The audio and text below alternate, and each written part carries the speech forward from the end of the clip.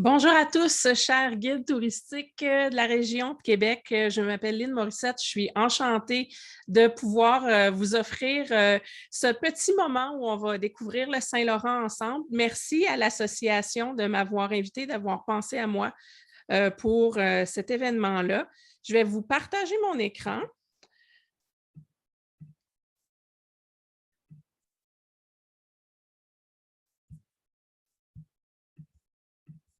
Ce ne sera pas bien long. Voilà. Normalement, tout devrait fonctionner. Donc, oui, je vais vous parler aujourd'hui du Saint-Laurent et de son patrimoine naturel, de l'histoire du Saint-Laurent et de comment raconter le Saint-Laurent à ces touristes qui viennent vous visiter dans la région à chaque année. Je sais qu'ils sont nombreux. Je sais que plusieurs viennent pour ce joyau-là. Alors, c'est vraiment un honneur et un plaisir aujourd'hui de vous raconter ce Saint-Laurent-là le mieux possible pour que vous puissiez faire la même chose par la suite. Donc, juste en guise d'introduction, d'où je viens, ça serait bien romantique de dire que je viens d'une grande famille de marins et puis que j'ai toujours été connectée au Saint-Laurent comme on me connaît de la carrière que j'ai. Mais en fait, non, moi, je viens d'une famille de draveurs. Le plus proche que ma famille s'est rapprochée des océans, c'est que mon grand-père qu'on voit ici, le premier était en charge de conduire soit les radeaux de bois ou encore les bateaux qui tiraient ces radeaux de bois-là. On le voit ici avec son violon. Là. Donc, le plus proche que je me suis rapprochée de l'eau dans mes origines familiales, c'est vraiment par la drave. Mais sinon, je ne viens pas d'une famille de marins, mais j'ai eu la chance, par contre, de grandir avec cet homme-là, qui est mon oncle, le professeur Jean-Claude Dionne, un professeur émérite de l'Université Laval d'ailleurs, qui était géomorphologue. J'ai eu la chance de grandir avec lui ici. On avait tous les deux notre chalet dans la baie de Saint-Fabien-sur-Mer et c'était mon terrain de jeu. Donc, moi, à marée basse, je suivais mon oncle qui ramassait des roches. C'était un spécialiste de la géomorphologie. Donc, lui, son truc, c'était les roches. Et c'était le seul scientifique que j'avais dans la famille. Et c'est vraiment lui qui m'a donné le goût de faire de la science, de m'intéresser au Saint-Laurent parce que depuis que je suis petite, je le suis. Puis j'ai les deux pieds dedans, un peu comme lui. On le voit sur la photo ici, là, les deux pieds dans le Saint-Laurent. Jean-Claude est décédé en juin dernier, puis depuis ce temps-là, ben, je me fais toujours un devoir d'honorer toute l'inspiration qu'il m'a donnée à pouvoir avoir la carrière et la vie que j'ai aujourd'hui. C'est vraiment en grande partie grâce à lui. Donc, j'ai été inspirée beaucoup par cet homme, évidemment. C'est lui qui m'a donné la piqûre des sciences et puis la piqûre du Saint-Laurent. Inspirée aussi par quelque chose de peut-être un petit peu moins glorieux, que dépendamment de votre âge, vous connaissez peut-être ce film-là. Un film qui s'appelle La grenouille et la baleine. C'était une série des contes pour tous là, avec la guerre des tucs, Opération beurre de pinot et j'en passe. Et ce film-là a été marquant pour moi pour deux raisons. Premièrement, la petite fille Fanny Lausier, qui avait le rôle principal, était une fille de Rimouski, d'où je viens. Donc, tout le monde à Rimouski a vu ce film-là. En plus, on est du même âge. Donc, tout le monde de mon âge a vu le film. Tout le monde voulait être Fanny Lausier, la petite Daphné dans le film qui nageait avec les dauphins puis qui parlait aux baleines. Mais moi, quand j'ai vu ce film-là, en fait, je voulais être elle. Elle, c'était la scientifique, c'était la professeure, elle s'appelait Anne, elle avait un laboratoire, vous la voyez ici avec son casque d'écoute, elle avait un hydrophone, elle pouvait entendre les chants de baleines. Donc, moi, c'est ce que je voulais devenir dans la vie. Je voulais être cette fille-là qui a son laboratoire puis qui étudie les organismes marins. En fait, toute la beauté des films, c'est de nous faire connaître justement la biodiversité et puis les richesses du Saint-Laurent. Et puis, c'est inspiré de gens comme ça. Donc, c'est des petites parcelles de mon histoire qui expliquent un peu où je suis aujourd'hui. Aujourd'hui, je suis là aussi pour vous parler de l'histoire, pas de la mienne, mais de l'histoire du Saint-Laurent, parce que toute notre histoire au Québec passe par le Saint-Laurent. Depuis Cabot, puis Jacques Cartier, vous voyez les anciennes cartes, là, donc la Terre-Neuve, les grands explorateurs sont passés par chez nous par le passé. Et le Saint-Laurent est dans les premières minutes d'histoire de ceux qui l'ont découvert et de ceux qui l'ont habité avant avec les Premières Nations. Donc, notre territoire est modelé par le Saint-Laurent, c'était vrai dans le temps, puis c'est encore vrai aujourd'hui. Encore quelques petites photos historiques. Vous voyez ici le rocher percé à l'époque où ces explorateurs-là, européens, sont arrivés pour redécouvrir l'Amérique du Nord. Et vous voyez qu'à l'époque, le rocher percé, il n'y avait pas un trou, mais bien 2 trous. Et puis là, le deuxième trou en passant du rocher percé, celui qui reste, il lui resterait environ 300 ans avant que ça s'effondre puis que ça devienne un gros bloc de roche avec 2 piliers à côté. Donc, à une époque, c'était 2 trous comme ça qu'il y avait sur le rocher percé. Puis déjà à l'époque, quand on regarde les journaux de bord de comment les gens qui ont découvert ce Saint-Laurent-là ont été frappés par la beauté, les richesses et tout ça, bien, on voit que c'est très, très dur à lire des textes historiques, là, mais les gens étaient vraiment bouleversés de voir à quel point on avait un territoire riche, une mer qui était remplie de joyaux, de biodiversité. Et ça, ben, c'est des richesses qui perdurent. Ça a fait c'était notre fleuron à l'heure des découvertes, puis c'est encore notre fleuron aujourd'hui. Il y a une petite capsule qui existe sur le web qui s'appelle Les Minutes du patrimoine qui explique à quel point quand Jean Cabot est arrivé dans le Saint-Laurent, il y avait tellement de richesses que les poissons étaient tellement abondants qu'ils sautaient pratiquement sur le pont des navires tellement il y en avait beaucoup. Puis ça a été repris par les Minutes du patrimoine qui ont raconté cette histoire-là. Et là, je pense que ça ne fonctionne pas. Je vous mettrai le lien. Je vous mettrai le lien dans les ressources complémentaires pour que vous puissiez aller voir cette vidéo-là qui est vraiment intéressante. Qui a bien décrit aussi le Saint-Laurent? C'est Frédéric Bach. Celui qui a fait L'homme qui plantait des arbres a aussi fait un autre magnifique film qui s'appelle Le fleuve aux grandes eaux. Et dans ce fleuve aux grandes eaux-là, je vous mets quelques œuvres de Frédéric Bach tirées de son film. Donc, vous voyez la quantité, la biodiversité, la quantité d'espèces de poissons différentes qui sont toutes des espèces du Saint-Laurent. Ça, c'est ce que les Premières Nations, puis les gens qui ont découvert le territoire après, ben, c'est ce genre d'écosystème-là. Qu'ils avaient. Des mammifères marins, et la même chose, on avait des morses avant dans le Saint-Laurent. Maintenant, ils sont plus vers le nord. On les a éradiqués d'ici, mais on avait des morses, toutes sortes d'espèces de phoques. Je pense qu'on a 6 espèces de phoques différentes. On a des baleines, on a une biodiversité qui est vraiment impressionnante au niveau des mammifères marins, autant que pour les poissons. Et puis après, ben, à partir du moment où nous, les humains, on est arrivés ici, l'harmonie de cet écosystème-là a été brisée par une longue série de surexploitation du territoire et puis des ressources qui font qu'à l'heure actuelle, on fait face à toutes sortes d'enjeux de surpêche, de pollution chimique, de pollution par le bruit aussi. Les belugas sont un triste témoin de cette pollution-là. Mais on a quand même un joyau et on peut avoir beaucoup d'impact sur le Saint-Laurent parce que le Saint-Laurent, il est riche de plusieurs espèces. Donc, c'est plusieurs espèces qui peuvent être impactées, plusieurs espèces pour nous impressionner, mais plusieurs espèces qui peuvent nous impacter aussi. Donc, ça, c'est vraiment la façon dont on décrit le Saint-Laurent de manière artistique, mais qui raconte quand même très bien d'où on vient puis comment ça s'est transformé au fil du temps. Un autre qui m'a beaucoup inspiré, dont je veux vous parler, c'est quelqu'un qui est venu sur le Saint-Laurent en 1980. Moi, à l'époque, j'avais 4 ans. Et qui a dit quelque chose qui allait vraiment forger la façon dont je fais mon travail en conservation de la nature puis en protection des océans. Il a dit « On aime ce qui nous a émerveillés et on protège ce qu'on aime. » Et la personne qui a dit ça, c'est ce monsieur-ci. Je ne sais pas si vous le reconnaissez ou vous reconnaissez son bateau peut-être. Souvent, il est plus facile à reconnaître avec son chapeau rouge. C'est le commandant Jacques-Yves Cousteau. Et quand il a dit ça, ben, c'est parce que lui faisait des films, puis il disait « Moi, je veux montrer à quel point c'est beau sous la surface. Il n'y a pas beaucoup de monde qui ont accès à ça. Et quand ils vont voir à quel point c'est merveilleux, ben, ils vont vouloir protéger ça. » En fait, cette approche-là, elle vise à créer des histoires d'amour avec nos océans. Et moi, c'est de cette façon-là dont je fonctionne.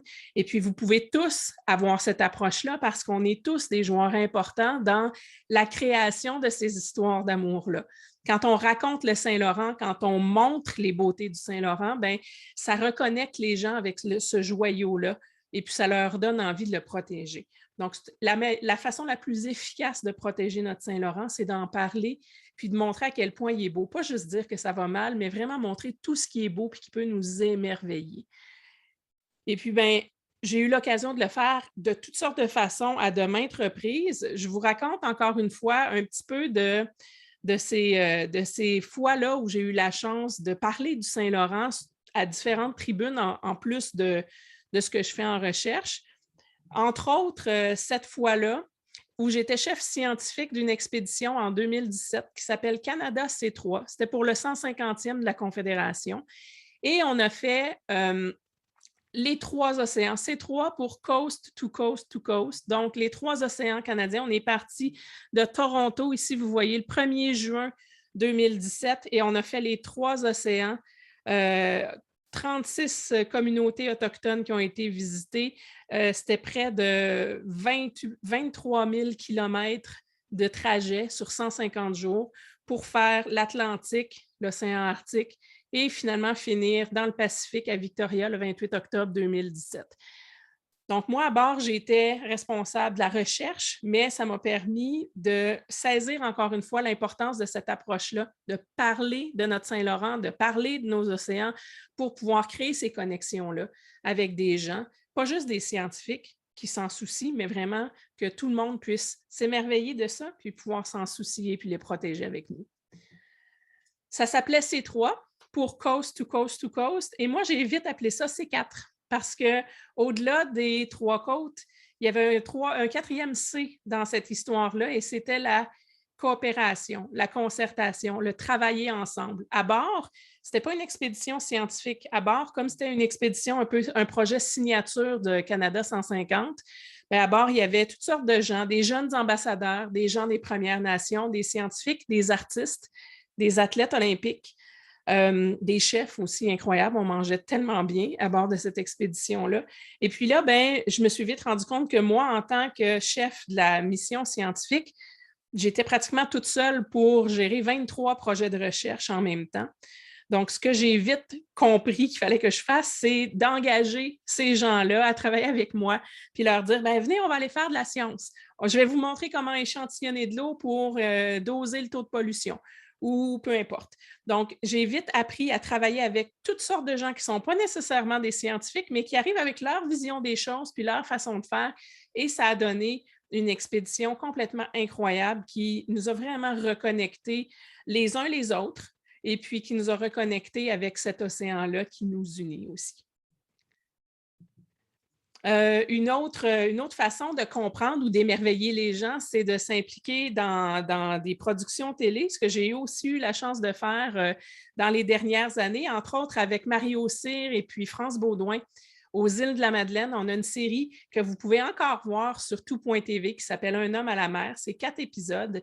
Et puis, ça a vraiment été une opportunité incroyable de montrer notre Saint-Laurent, de parler du Saint-Laurent, puis de créer ces histoires d'amour-là avec notre beau fleuve, puis tout ce qui vit sous la surface qu'on n'a pas toujours la chance de voir quand on est dans une grande ville. Donc, nous, notre but, c'était d'amener les gens avec nous sous la surface avec Mario Cyr qui prend des images incroyables comme caméraman sous-marin, puis une équipe là, complètement bienveillante. Et puis là, je ne sais pas si cette vidéo-là va marcher, mais encore une fois, si elle ne marche pas, je vous l'enverrai dans la liste. Tout ce qui vit sous l'eau a une histoire à raconter. Qu'est-ce qu'on peut entendre dans les profondeurs de l'eau? Et comment y communique-t-on? Nos oreilles ne jouent plus le rôle qu'ils jouent sur Terre. On est capable de reconnaître les animaux à leur chant qui va être spécifique. Dans le premier volet communiqué, France Baudouin et Mario Cyr nous entraînent aux îles de la Madeleine dans des expériences insolites en compagnie d'experts et de Marc Hervieux. Un homme à la mer dès le 2 décembre 19h. Ici Radio-Canada Télé. Donc ça, c'en était une façon de justement créer cette connexion, faire connaître. Et vous pouvez voir tous les épisodes sont encore disponibles. C'est vraiment intéressant. C'est une série sur laquelle j'ai vraiment, vraiment eu du plaisir à collaborer. Quand on parle de protéger les océans, qu'est-ce qu'il faut protéger? Est-ce qu'on protège les écosystèmes? En écologie, on appelle ça des hotspots, là où il y a beaucoup, beaucoup, beaucoup de biodiversité. Si c'était le cas, ça serait pertinent de protéger le Saint-Laurent parce qu'on a beaucoup de biodiversité. Est-ce qu'on protège, comme dans un catalogue, on essaie sur la planète de garder le plus possible d'écosystèmes qui sont différents? C'est une autre stratégie en écologie de la conservation. Sinon, est-ce qu'on protège des endroits ou des espèces qui sont menacées pour leur donner une chance parce qu'il ne reste plus beaucoup d'individus? C'est ce qu'on fait aussi souvent avec, par exemple, ce qu'on est en train de vivre avec la baleine noire de l'Atlantique Nord dans le golfe du Saint-Laurent. Une espèce en voie de disparition, il en reste environ 250, un peu moins. Donc, on essaie de protéger ces espèces-là. Est-ce qu'on protège les espèces les plus utiles, celles qui sont utiles d'un point de vue touristique ou d'un point de vue pêcherie? Est-ce que c'est celles-là qu'il faut protéger?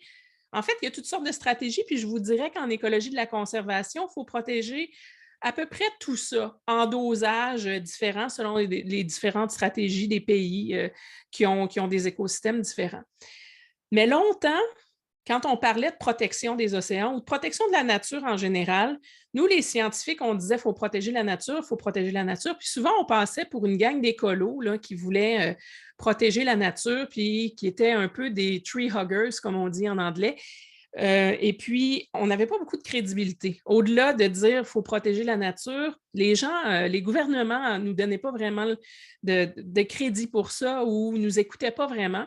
Et il y a un économiste américain qui s'appelle Robert Costanza, qui, lui, s'est rendu compte de ça, que les gens qui essayaient de faire protéger la nature n'étaient pas entendus. Et il s'est amusé, très, très, très logique comme approche, il s'est amusé à donner une valeur économique à tous les produits et services rendus par les écosystèmes. Vous avez un exemple ici, on ne voit pas très bien le tableau. L'important, ce n'est pas de voir ce qui est dans le tableau, c'est juste de vous montrer que pour toutes sortes d'écosystèmes marins et côtiers, il l'a aussi fait pour des écosystèmes terrestres, mais il y a un paquet de critères qui sont des produits ou des services, et ça a une valeur. Donc, est-ce que c'est une source de nourriture? Est-ce que c'est une source de tourisme? Pour certaines espèces, est-ce qu'un écosystème en santé, ça peut nous apporter économiquement toutes sortes d'avantages? Il y a de la biomédicale qui est faite dans les écosystèmes marins. Il y a toutes sortes de molécules qu'on peut retirer de là en pharmaceutique. Il y a vraiment de tout. Donc, lui, il y avait 37 critères pour essayer de chiffrer la valeur des produits et services qui sont rendus par des écosystèmes marins quand ils sont en santé. Et là, les conclusions de son étude pour ce qui est maritime, donc tous les écosystèmes marins, ça valait 17 000 milliards de dollars par année pour tous les milieux côtiers comme les estuaires, les récifs coralliens. Son étude date de 1997, donc il faudrait réviser ça à la hausse, évidemment, parce que c'était 17 000 milliards de dollars par année en 1997. Ils ont refait l'étude il y a quelques années. Maintenant, c'est 24 trillions, donc c'est 24 000 milliards de dollars par année. Ça, c'est la valeur de nos océans. Si on traduit ça pour le Saint-Laurent, combien il vaut notre Saint-Laurent? Basé sur les mêmes prémices, le même modèle, le même algorithme avec les mêmes critères, notre Saint-Laurent, en termes de produits et services, si on le garde en santé, il vaut environ 400 milliards de dollars par année. Eh bien, ça, je vous confirme tout de suite qu'il n'y a pas un projet pétrolier ou de transport ou de n'importe. Il n'y a pas un projet qui est assez profitable pour risquer la santé de nos écosystèmes, puis même d'un point de vue économique, il n'y a jamais un projet qui va être capable d'être viable si on regarde le risque de ce qu'on a au niveau de la santé de notre écosystème. Donc, ça, c'est les chiffres qui parlent. L'approche de Costanza, elle a marché pour plein de monde parce que, justement, l'argent, on dirait que les gens sont plus attirés ou tendent plus l'oreille quand on leur parle d'argent. Mais au-delà de l'argent, quand je vous dis qu'il faut être émerveillé pour avoir envie de protéger quelque chose, sans passer par la valeur monétaire, qu'est-ce qu'on a à s'émerveiller du Saint-Laurent? Je vais vous faire un bref tour d'horizon de ce qu'on a dans le Saint-Laurent. qui vaut la peine de s'émerveiller. Donc, premièrement, ben, le fleuve, c'est une impressionnante voie de navigation, de plaisance, et ils ont créé un sentier maritime. On appelle ça les routes bleues. Vous les avez ici, là, il y a la route bleue du sud de l'estuaire, la route bleue des baleines sur la côte nord, il y en a une en Gaspésie, Chaudière-Appalaches, la route bleue des voyageurs, la route bleue de Charlevoix, puis la route bleue du Grand Montréal. Donc, ce sentier maritime-là, c'est un réseau de mise à l'eau, des abris sécuritaires, des aires de repos, des services d'hébergement, d'alimentation, des campings rustiques, des campings un peu plus commerciaux. C'est vraiment, on utilise la voie navigable récréative pour pouvoir connecter, naviguer le Saint-Laurent, principalement en kayak de mer, mais aussi par toutes sortes d'autres moyens de navigation, donc sur cette route bleue-là, le sentier maritime du Saint-Laurent. Puis, il y a des sentiers qui sont vraiment bien cartographiés puis auxquels tout le monde a accès. Encore une fois, bon, Sentier maritime, il y a un site web qui existe qui est géré par la Fédération québécoise du canoë et du kayak. Et puis, ça, c'en est un des joyaux. Puis ça a une valeur. Ça a vraiment une valeur récréo-touristique qui est très, très importante. Donc, ça, c'en est un volet d'émerveillement du Saint-Laurent, de pouvoir s'y connecter en le naviguant avec de la plaisance. On a aussi 13 espèces de cétacés, 13 espèces de cétacés dans le Golfe et dans le Saint-Laurent. Vous les voyez ici, celles qui ont une petite étiquette rouge, ce sont des espèces qui sont en péril, donc soit menacées d'extinction ou en voie de disparition ou un statut précaire. Donc, vous voyez qu'il y en a près de la moitié des 13 qui sont en péril. Donc, c'est un écosystème qui est magnifique, mais qui est aussi très fragile. Et puis, il y a plusieurs de ces espèces-là qui sont des grands migrateurs. Donc, la baleine à bosse, par exemple, que vous voyez ici du côté droit, ben, c'est des baleines qui vont parcourir des milliers de kilomètres pour venir s'alimenter ici durant l'été, puis ensuite partir durant l'hiver pour mettre bas puis avoir leurs petits quelque part dans les eaux des Caraïbes. C'est la même chose pour les baleines bleues. Les baleines bleues, le plus gros animal sur la planète, on a la chance d'avoir ça chez nous. Et puis, ils sont ici l'été, ils reviennent année après année, puis on commence à peine à comprendre où ils vont pendant l'hiver. Donc, c'est des gros animaux, mais qu'on est encore en train d'étudier pour les connaître le mieux possible. Et puis, quand on va les connaître très, très bien, bien, on sera le mieux outillé possible pour pouvoir les protéger le mieux possible. Mais on a une biodiversité juste au niveau des cétacés qui est incroyable. Ça a deux impacts importants. Bien, le premier, vous y pensez, tout ce qui est écotourisme, croisière aux baleines, observation de ces mammifères marins-là, mais aussi d'un point de vue écologique, quand on a des cétacés dans un écosystème, c'est un indicateur de la très grande biodiversité qu'on peut supporter. Parce que les baleines ne viennent pas ici parce que c'est un écosystème pauvre. Ils viennent ici parce qu'il y a de la richesse, il y a beaucoup de nourriture, et puis on est le gros garde-manger des baleines dans le Saint-Laurent. Donc, ces baleines-là, elles viennent nous visiter pour une raison qui est très simple, c'est pour s'alimenter et c'est utilisé comme un indicateur de l'état de santé de l'écosystème. Donc, tant qu'on aura des baleines, on aura des raisons de croire que notre écosystème est relativement en santé. Le sentier maritime du Saint-Laurent, puis la navigation en général, ça existe depuis 1984. Il y a 40 sentiers maritimes en Amérique du Nord et puis on a à peu près 1900 kilomètres de sentiers à parcourir. Donc, maintenant, avec ce balisage-là, puis la mise en valeur de cette opportunité-là qu'on a d'aller naviguer, ben, on a à peu près 90 cartes marines qui sont faites pour pouvoir utiliser le mieux possible ce Saint-Laurent-là, puis s'y connecter. Puis ça donne 1900 kilomètres de sentiers. Puis si vous allez là, sur le site des sentiers maritimes, vous allez voir à quel point il y a des ressources intéressantes pour justement amener les gens à se connecter puis à naviguer ce Saint-Laurent-là. Le Saint-Laurent, c'est aussi de la plongée. Ça, c'est une photo d'un de mes amis et collègues qui s'appelle Jeffrey Galland, qui est très, très actif dans la plongée au Québec, mais qui est aussi à la tête d'une organisation qui se spécialise dans l'étude des requins. Donc, le groupe de recherche sur les requins du Groenland, mais maintenant, ça a changé de nom, puis ça s'appelle l'Observatoire des requins du Saint-Laurent, l'ORS. Ça, c'est des ressources qui sont en ligne, qui sont vraiment intéressantes pour justement voir qu'est-ce qu'il y a sous l'eau. Et puis, pour les mordus de plongée du Saint-Laurent et d'ailleurs, Jeffrey Galland a aussi un almanach des records de la plongée où on a tous les grands exploits qui ont été faits en plongée partout sur la planète, puis il y a une section dédiée au Saint-Laurent. Donc, c'est vraiment intéressant d'aller voir ça d'un point de vue de la plongée. Qu'est-ce qu'on a d'extraordinaire et de fascinant ici dans le Saint-Laurent? Mais pour rester dans les requins, dans les travaux de Jeffrey, justement, mais dans les requins, on a dans le Saint-Laurent, puis ça, c'est moins connu, mais ça faisait l'objet d'un article que j'ai écrit dans la revue L'Actualité le mois dernier. Je vous donnerai aussi la référence si vous voulez aller la voir ou la lire. Mais on a 10 espèces de requins dans le Saint-Laurent, 6 espèces de raies. Donc, vous voyez ici, par exemple, dans la vidéo, vous voyez un chercheur justement de l'Observatoire des requins du Saint-Laurent avec un requin du Groenland, qui est le poisson le plus vieux qu'on a sur la planète. Ça peut vivre plus de 300 ans. Et celui-là, ici, c'est un spécimen que vous voyez, il est dans le coin de Baie-Comeau. Et c'est le seul endroit au monde où on peut voir des requins du Groenland à faible profondeur. On ne sait pas encore trop pourquoi ils vont là, mais c'est la seule place sur la planète où on peut les voir d'aussi près. Ailleurs, c'est des poissons qui vivent dans les très, très, très grandes profondeurs puis qui sont pratiquement inaccessibles, on ne peut jamais les voir.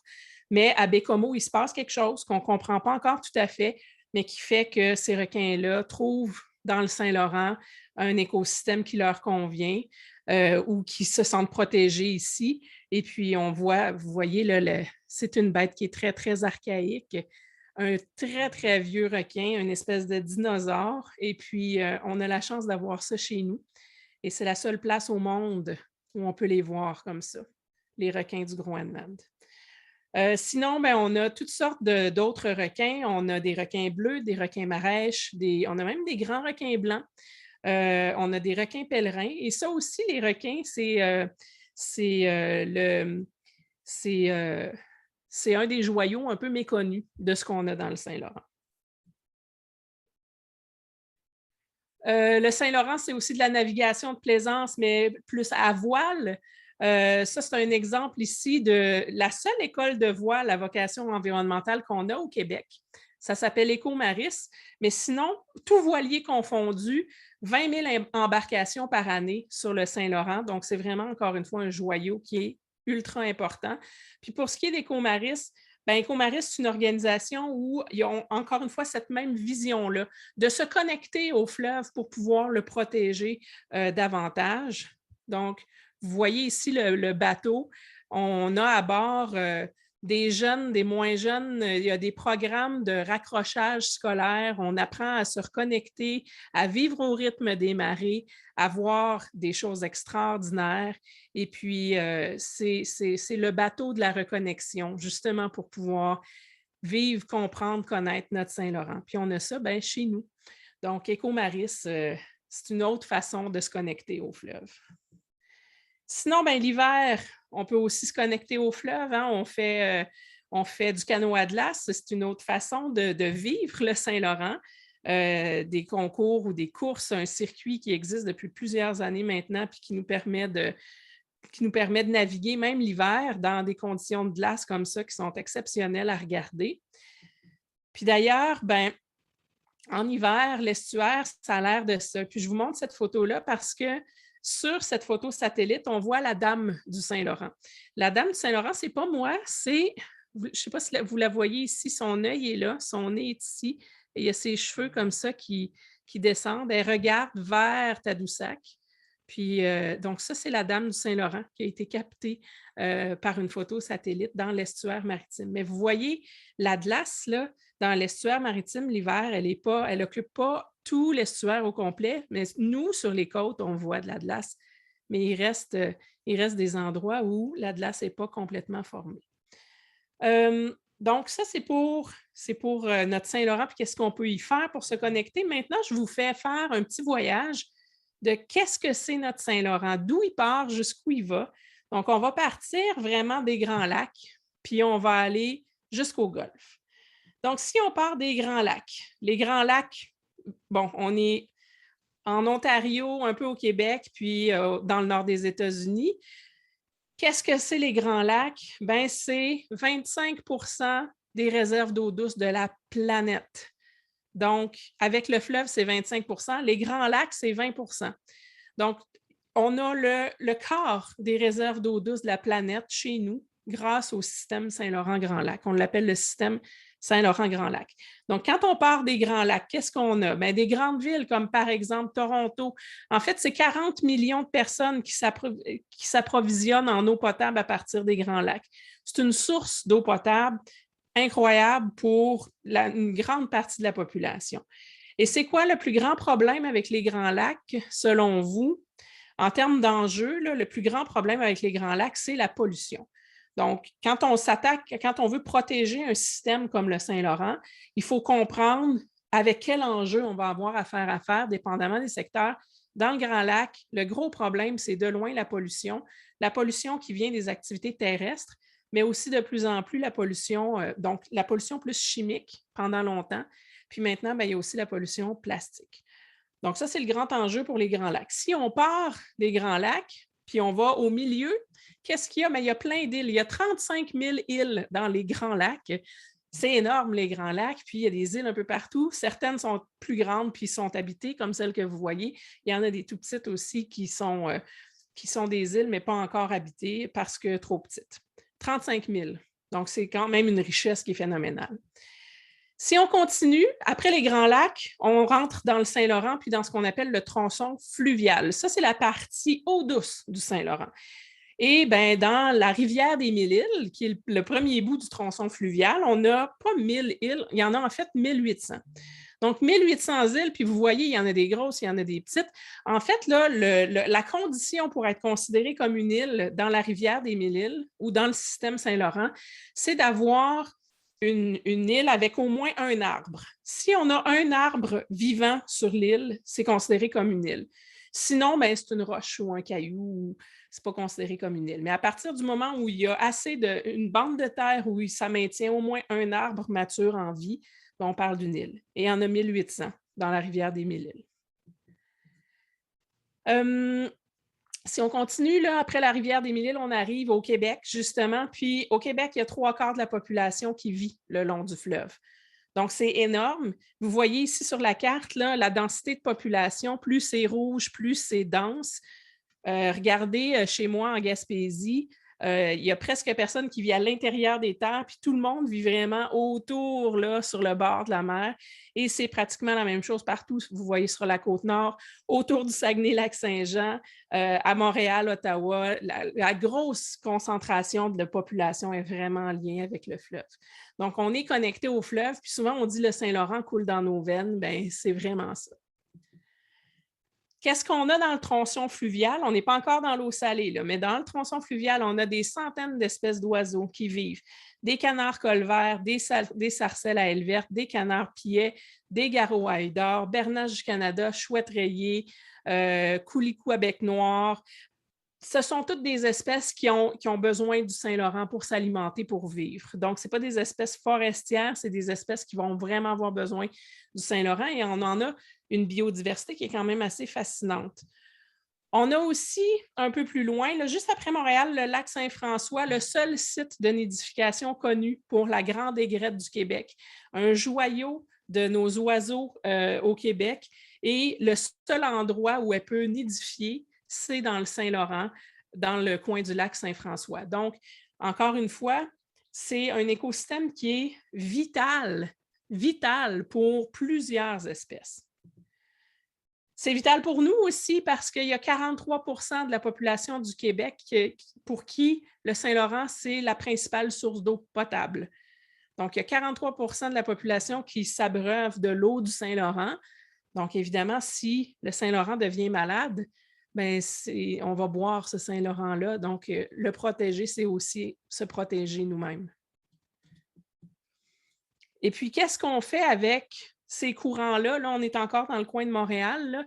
Qu'est-ce qu'on fait avec le courant qui est quand même assez fort dans le tronçon fluvial? Bien, on fait aussi une autre ressource qui est importante pour le Saint-Laurent. On fait de l'hydroélectricité. Donc ça, c'est encore une fois une ressource qui est là et dont on bénéficie parce que le Saint-Laurent est là pour nous le donner. Si on continue après, on part de Montréal, là, puis on s'en va vers l'est, on arrive au lac Saint-Pierre. Le lac Saint-Pierre, c'est le dernier grand bassin d'eau douce du fleuve. Après ça, après le lac Saint-Pierre, on va commencer à sentir l'effet des océans, puis l'effet un peu plus océanique de ce qui se passe dans l'Atlantique. Donc, l'Atlantique, là, il réussit à se rendre en termes d'effet jusqu'à peu près Trois-Rivières. À Trois-Rivières, c'est là où on appelle ça le début de l'estuaire fluvial. Donc là, on est dans l'estuaire. On n'est pas dans le tronçon fluvial, on est dans l'estuaire. Donc, on n'est pas encore dans l'océan, mais on est à la jonction entre une rivière d'eau douce puis l'océan Atlantique. C'est pour ça qu'on appelle ça un estuaire. Dans l'estuaire, il y a un tronçon fluvial qui est l'estuaire fluvial et ça commence à Trois-Rivières. Et qu'est-ce qu'il y a de spécial à Trois-Rivières qui fait qu'on est dans l'estuaire puis on est influencé par les océans, mais on est encore en eau douce? Le premier phénomène océanique qu'on commence à voir à Trois-Rivières, c'est les marées. À partir de Trois-Rivières, dans le Saint-Laurent, on a vraiment marée haute, marée basse qui commencent à s'inscrire dans le cycle des journées. Et ça, évidemment, les marées, le cycle des marées est imposé par la Lune et sa rotation autour de la Terre, et puis l'alignement de la Lune, du Soleil puis de la Terre à certains moments du mois. Donc, c'est pour ça qu'on va avoir des marées hautes plus hautes à certains moments, des marées basses plus basses.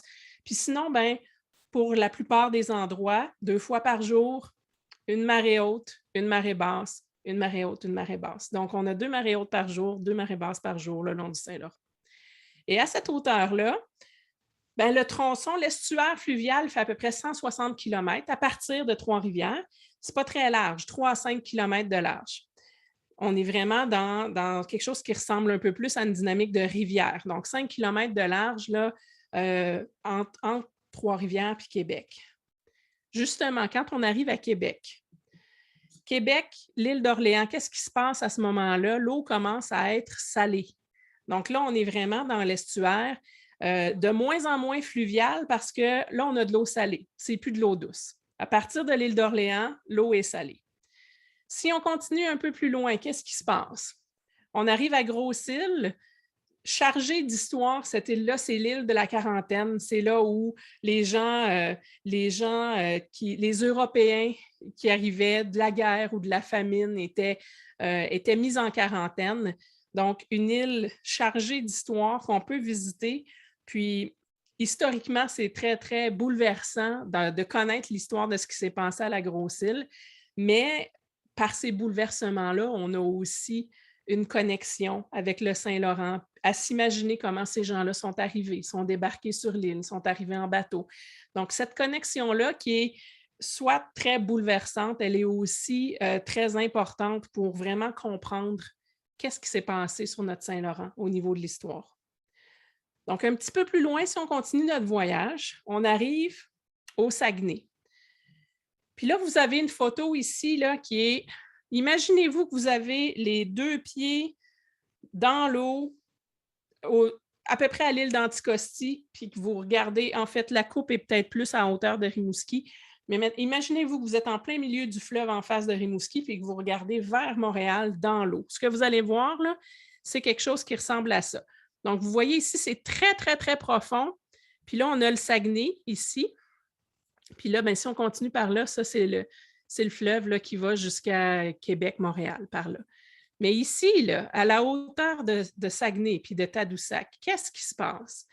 Bien, il se passe qu'en l'espace d'à peu près 20 km, la profondeur de l'eau passe de 300 mètres de profondeur à 20-30 mètres de profondeur. Donc, ça fait un mur. Ça fait littéralement un mur dans le fond de l'eau. C'est tellement profond qu'on pourrait mettre la tour Eiffel dans le fond de l'eau. Et puis, rendu ici à Tadoussac, donc ce mur-là fait en sorte que toute l'eau qui arrive de l'Atlantique va frapper le mur puis remonter vers la surface avec toutes sortes de nutriments, de nourriture. Puis c'est pour ça qu'il y a beaucoup de baleines à Tadoussac, parce qu'il y a une remontée de sels nutritifs de nourriture. Puis les baleines l'ont compris, ça fait bien longtemps, puis elles viennent s'alimenter dans ce coin-là. Mais vous voyez à quel point là, la profondeur change beaucoup à la hauteur du Saguenay. Puis il est ici, là, le Saguenay, c'est cette petite ligne-là que vous voyez ici. Qu'est-ce qu'on a dans l'estuaire maritime? Parce que là, on est vraiment rendu dans l'eau salée. Bien, on a toutes sortes d'écosystèmes qui sont super importants. Des marais salés. On a des rivages qui sont incroyables. Ça, c'est chez nous. J'ai mis ça chez nous parce que c'est une image du parc du Bic, justement, où j'ai eu la chance de grandir. Donc, ça, c'était ma cour de récré quand j'étais petite à marée basse. Des paysages à couper le souffle, évidemment. Et puis, une histoire maritime de navigation qui est importante aussi. Vous voyez ici le site historique maritime de la Pointe-au-Père qu'on peut visiter, entre autres pour connaître l'histoire de l'Empress of Ireland, ce grand navire-là qui a fait naufrage en 1914, mais aussi pour comprendre toute l'histoire de la navigation qu'on a eue au Québec. Mais je vous mets cette image-là aussi comme pour que vous regardiez le phare comme d'un point de référence, parce que la mer qu'on a en face ici, moi, je vous parle de Sainte-Luce en ce moment, c'est là où j'habite, Sainte-Luce-sur-Mer. Et la mer, des fois, elle se fâche. Puis regardez le phare là, dans une journée normale. Puis ça, c'est le même phare en décembre 2010, lorsqu'on a eu des grandes marées, mais beaucoup plus grandes que d'habitude. Et quand la mer se fâche, ça fait beaucoup de ravages. Ça fait beaucoup de ravages. Et puis, vous voyez ici, encore une fois, à la même place, au site historique maritime de la Pointe-au-Père, vous voyez, il y a presque plus de terrain. Et ça, des tempêtes comme ça, malheureusement, avec les changements climatiques, la fréquence et l'intensité des tempêtes est augmentée. Donc, il y en a plus souvent, puis c'est des plus grosses tempêtes. Et ça, pour les communautés côtières, comme chez nous où je vis, c'est un enjeu majeur parce qu'il va falloir se protéger contre ça. Il y a des propriétés qui sont même plus assurables chez nous à Sainte-Luce-sur-Mer. Il y a des gens qui perdent du terrain à chaque année. Aux îles de la Madeleine, c'est des mètres là, de terrain qu'on perd d'une année à l'autre en érosion. Donc, ces tempêtes-là sont de plus en plus fréquentes. C'est le fruit des changements climatiques. Et puis, c'est quelque chose auquel il va falloir s'adapter parce que c'est là, puis ça n'a pas l'air parti pour changer, malheureusement. Ça, c'est de notre côté, mais de l'autre côté, là, ici, là, à la hauteur de Rimouski, Sainte-Luce, on a à peu près 60 kilomètres de Saint-Laurent avant d'atteindre l'autre côté du fleuve. Donc, moi, je me rappelle quand j'étais au bac à l'Université de Montréal, j'avais dit à un gars qui était dans ma classe que je venais de Rimouski, puis il m'avait dit « Ah oui, ça, c'est en face de Bécomo. » J'ai dit « Ouais, bien, c'est en face, mais tu sais, c'est l'autre bord du fleuve. » Puis lui, il m'avait dit « Ouais, mais tu prends le pont. » Mais non, tu ne prends pas le pont. Là. Dans l'Est du Québec, le fleuve, ce n'est pas comme à Montréal. Dans l'Est du Québec, le fleuve, c'est 60 km de large. Tu ne peux pas faire un pont pour traverser de l'autre côté. Donc, on ne réalise pas l'immensité de ce fleuve-là qui va vraiment en s'élargissant jusqu'au Golfe. Mais là, de l'autre côté, ce qu'on voit, c'est des paysages, encore une fois, exceptionnels sur la côte nord.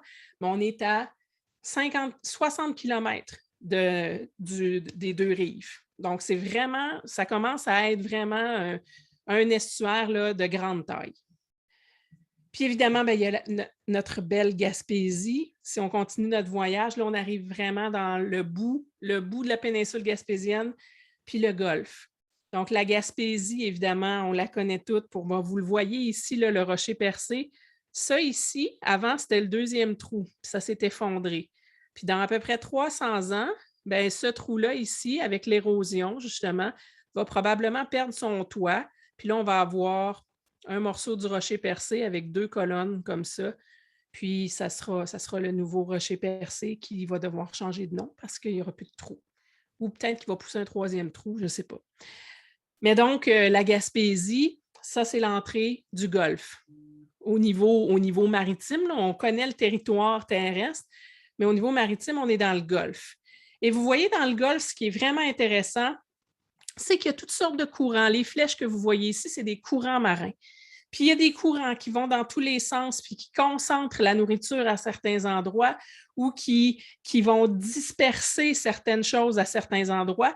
Donc, les chercheurs étudient beaucoup les courants dans le Golfe parce que ça a plusieurs implications. Une des implications, c'est que Vous avez sûrement entendu parler du continent de plastique, ce fameux continent-là dans l'océan Pacifique où le plastique s'accumule. Bien, il s'accumule parce qu'il est au centre d'un tourbillon qui est créé par des courants marins, puis c'est à peu près autour des îles de Hawaï. Ici, à plus petite échelle, vous voyez qu'on a le même genre de système avec des courants, puis ça tourne autour des îles de la Madeleine.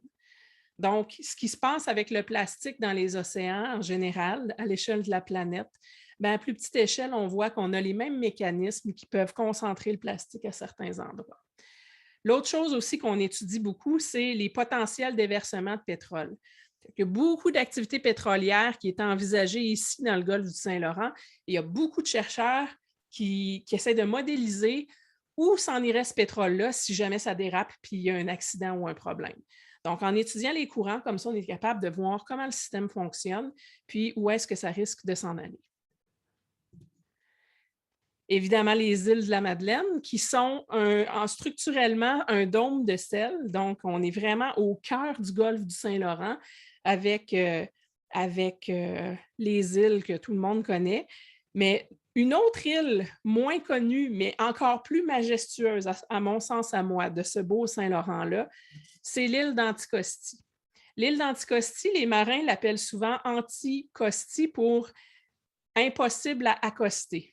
Je ne sais pas si sémantiquement, au niveau de l'origine du mot, c'est ça que ça voulait dire, mais quand on navigue avec des gens qui ont connu Anticosti, on se rend compte à quel point c'est une île qui est hostile à la navigation puis à l'accostage. Puis on se rappelle du nom comme ça quand on a eu la chance d'y aller en bateau. Mais c'est une île magnifique avec une biodiversité incroyable. Donc ça fait vraiment le tour de notre voyage du Saint-Laurent. On a vu un peu comment il fonctionnait. Puis évidemment, ben, c'est des richesses. Là, j'aurais pu vous faire 2 heures de présentation juste sur la beauté de la biodiversité qu'on retrouve un peu partout dans le Saint-Laurent, que ce soit des oiseaux, des étoiles de mer, des oursins, des anémones, des baleines. On a tout ça chez nous et c'est à couper le souffle. Puis là, mais si on fait un peu une autopsie du grand bleu, des océans en général, moi, en écologie de la conservation, je me penche sur ça, essayer de trouver des solutions pour protéger les océans. On veut les protéger de quoi en ce moment, les océans? Bien, de marées rouges, de déversement de pétrole, de pollution par le plastique, de surpêche, de développement côtier qui vont modifier les lignes de rivage. Donc ça, c'est des grands enjeux qui font la une souvent des journaux scientifiques. C'est vraiment des axes de recherche qui sont très importants en écologie marine à l'heure actuelle. Et puis, le point, je vous présente ça dans un contexte de Saint-Laurent pour vous dire qu'à l'échelle du Saint-Laurent, malheureusement, il n'y a pas de ailleurs. Donc, quand on entend parler de ces grands enjeux environnementaux-là, bien, il faut se dire qu'à l'échelle du Saint-Laurent, on n'est malheureusement pas protégé sous une cloche de verre, puis on fait face aux mêmes enjeux environnementaux. Donc, au même type de pollution, au même risque avec le pétrole, au même risque avec la surpêche. Les développements côtiers ou l'érosion côtière, c'est un enjeu chez nous aussi. Donc, le Saint-Laurent est très riche, mais aussi fragile que le reste de la planète à faire face à ces grands enjeux-là. Changement climatique, changement dans la biodiversité, tout ça, on ne peut pas se cacher la tête dans le sable puis dire « Ah, ça se passe juste ailleurs ». Il n'y a pas de ailleurs, malheureusement, avec ces enjeux-là. On aime ce qui nous a émerveillés, puis on protège ce qu'on aime. Comment on fait ça? Bien, je vous raconte un peu l'histoire de comment ma science en l'écologie de la conservation a changé au fil du temps. Avant, nous, les scientifiques, on exposait les grands enjeux, les problèmes, puis on essayait d'expliquer comment ça fonctionne pour que les gens finissent par dire « Ah, j'ai compris, ça va mal, il faut faire quelque chose. » Et là, des actions étaient créées pour protéger la nature, protéger les océans. Et puis maintenant, ça ne fonctionne plus. Si on essaie de générer des actions de cette façon-là, il y a une nouvelle petite tendance là, que vous connaissez peut-être qui s'appelle l'éco-anxiété. Bien, avec l'éco-anxiété, les enjeux sont tellement grands qu'on paralyse. Si on fait juste dire ça va mal, ça va mal, ça va mal, ça paralyse les gens, puis là, il n'y a aucune action qui est créée. Fait que ce n'est plus la bonne recette pour pouvoir générer des actions. On s'est rendu compte de ça en 2017 à peu près, qu'il fallait changer notre façon de faire ou notre recette parce que présentement, ce n'était pas la meilleure façon de créer des actions. Puis dans l'urgence, Dans l'urgence d'espèces qui disparaissent, comme les baleines noires, ou encore dans l'urgence des changements climatiques, il faut être plus efficace que ça. Donc, la recette de dire au monde ça va mal pour espérer avoir des changements, ça ne marche plus. Ce qui marche maintenant, c'est de partager des passions puis des histoires de succès. Essayez d'émerveiller les gens avec le Saint-Laurent pour que les gens n'aient pas envie de le perdre. Comme quand on est en amour. Quand on est en amour avec quelqu'un, on ne veut pas qu'il arrive de mal à cette personne-là, puis on ne veut pas la perdre.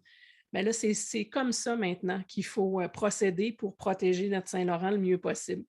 Donc, s'inspirer avec des histoires de succès, collaborer au lieu de compétitionner et puis parler de solutions au lieu de parler de problèmes. Inspirer les gens avec des histoires positives qui marchent. Martin Luther King Jr. disait « I have a dream ». Il n'a pas dit « I have a problem » parce que peut-être que les gens ne l'auraient pas autant suivi. Il a dit « I have a dream » puis il a réussi à inspirer plein de gens par son approche puis sa façon de penser. Donc, c'est vraiment cette inspiration-là dont le Saint-Laurent a besoin à l'heure actuelle. Et puis, il y a une autre chose qu'un autre grand homme a dit, c'est Einstein. Il a dit « Dans l'adversité naissent les opportunités ». Donc, on vit des moments qui sont assez difficiles. C'est vrai en environnement, c'est vrai dans notre vie, c'est vrai dans la société à l'heure actuelle. Mais là-dedans, au-delà, au travers de toute cette adversité-là, il y a aussi des opportunités incroyables. Puis, je vous raconte 2 histoires inspirantes d'opportunités comme ça qui sont nées de l'adversité. La première, c'est la mission Milton, dont je suis cofondatrice. La mission Milton vise à retirer 1000 tonnes de déchets de nos cours d'eau. C'est né d'une adversité qui s'appelle la pollution par le plastique, qui est un fléau à l'échelle de la planète. Mais c'est devenu une incroyable opportunité de collaboration puis une opportunité de changer le monde. Puis en fait, la mission Milton, c'est un peu de sa faute à lui. Il s'appelle Jimmy Vigneux, c'est mon collègue, collaborateur, cofondateur de la mission. En 2017, il était sur le bateau avec moi de Canada C3 comme un citoyen engagé. Et il m'appelle après l'expédition, puis il me dit « Lynn, moi, je suis tannée de repartager des mauvaises nouvelles sur Facebook, puis de dire que ça va mal avec le plastique. Je veux faire quelque chose de concret. Je vais ramasser 10 tonnes de déchets dans les cours d'eau du Saint-Laurent, dans le Saint-Laurent. Est-ce que tu veux m'aider? » Là, j'ai dit oui. Puis après, je me suis dit, dans quoi je viens de m'embarquer là? 10 tonnes. On est 2. Ça va prendre une éternité. Je vais tout passer mes vacances puis mes fins de semaine là-dedans. Ça va être l'enfer. Puis ça a pris 70 jours, 75 jours, parce qu'il y a 5000 personnes. On s'est fait une page Facebook. Il y a 5000 personnes qui ont décidé d'embarquer avec nous puis de nettoyer leur petit bout de planète. Donc, au bout de 75 jours, on est devenu la mission 100 tonnes. On a été obligé de changer de nom. Puis l'année dernière, en novembre l'année passée, on a atteint ce 100 tonnes-là. Puis là, on s'appelle la mission 1000 tonnes. Puis on continue. Puis on est rendu à plus de 200 tonnes de ramassées cette année. C'est vraiment simple comme concept, la mission 1000 tonnes. C'est une page Facebook, c'est un site web aussi maintenant. Mais ce qu'il faut faire, c'est aimer la page, partager, puis nous écrire quand vous faites quelque chose. Vous allez prendre une marche avec votre chien, vous ramassez 3-4 déchets sur le bord d'un cours d'eau. Écrivez-nous pour nous le dire, envoyez-nous une photo, dites-nous où vous étiez. Et ça, c'est le même concept de partager des histoires inspirantes. Quand vous faites ça, ça a beau être juste 1 kilo de déchets, c'est des kilos qui s'accumulent. Puis au-delà de la quantité, vous inspirez des gens à faire la même chose que vous, puis vous leur montrez que c'est possible, puis que ça peut être gratifiant de faire ça, puis qu'ensemble, on peut changer le monde. Nous, notre job à la mission Milton, c'est de mettre en valeur tous ces petits gestes-là, parce que les petits gestes s'accumulent, puis s'accumulent tellement que là, on a plus que 200 tonnes de déchets de ramasser dans le Saint-Laurent grâce à des gens qui se sont dit « Ah oui, moi, je vais faire ma part, puis je vais inspirer d'autres mondes à faire la même chose. » Donc, vous voyez ici toutes sortes de photos inspirantes. On en reçoit tous les jours des gens qui ont décidé de faire leur part comme ça, puis de changer leur petit bout de planète. Tellement que l'année dernière, on a reçu le prix Demain le Québec pour l'initiative environnementale la plus inspirante du Québec. Et on n'a pas beaucoup de crédit parce que c'est de votre faute, c'est de la faute des gens. Le crédit revient à tous ceux qui ont décidé d'y croire, puis qui ont décidé que ce n'est pas parce qu'ils étaient tout seuls qu'ils ne pouvaient pas faire une différence. parce qu'ensemble, on fait une grosse, grosse différence. Ça, c'est la première histoire d'adversité et d'opportunité que j'ai à vous raconter. La deuxième histoire d'adversité et d'opportunité que je veux vous raconter, c'est ce qui arrive présentement avec les baleines noires dans le golfe du Saint-Laurent. Encore une fois, on fait face à un drame qui est incroyable, une espèce en voie de disparition, une baleine en plus, donc c'est toujours un peu plus sympathique qu'un ver de mer. Une baleine très, très en danger, il en reste à peu près 350. Et là, il y a 2 grandes causes de mortalité, les collisions avec les navires, puis les empêtrements dans les engins de pêche. Moi, j'ai la chance et le privilège de travailler avec des pêcheurs qui se sont dit, on sait qu'on fait partie du problème, mais on veut surtout faire partie de la solution. Et ils ont décidé de travailler main dans la main à essayer justement de trouver toutes les solutions possibles pour continuer de survivre comme pêcheurs, puis continuer de pouvoir pêcher, mais pas de protéger puis de sauver les baleines en même temps. Puis là, ben, en 2 minutes, on a fait une vidéo qui vous montre un peu qu'est-ce que ça donne quand des gens décident de travailler ensemble.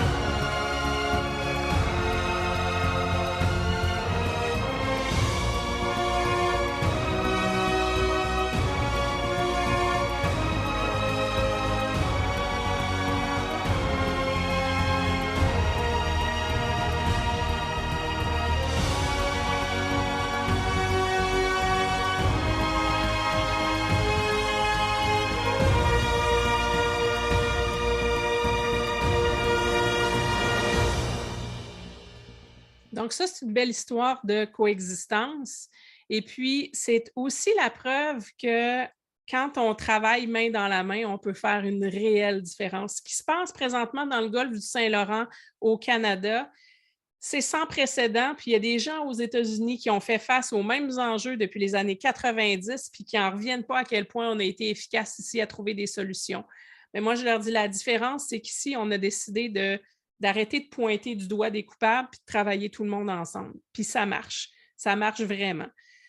Puis, bien, cette collaboration-là, j'ai le goût de vous montrer une dernière vidéo qui est un peu la preuve scientifique que la collaboration, c'est pas seulement qu'une histoire politique ou une histoire d'interaction entre les gens, c'est probablement notre meilleure chance de survie comme espèce.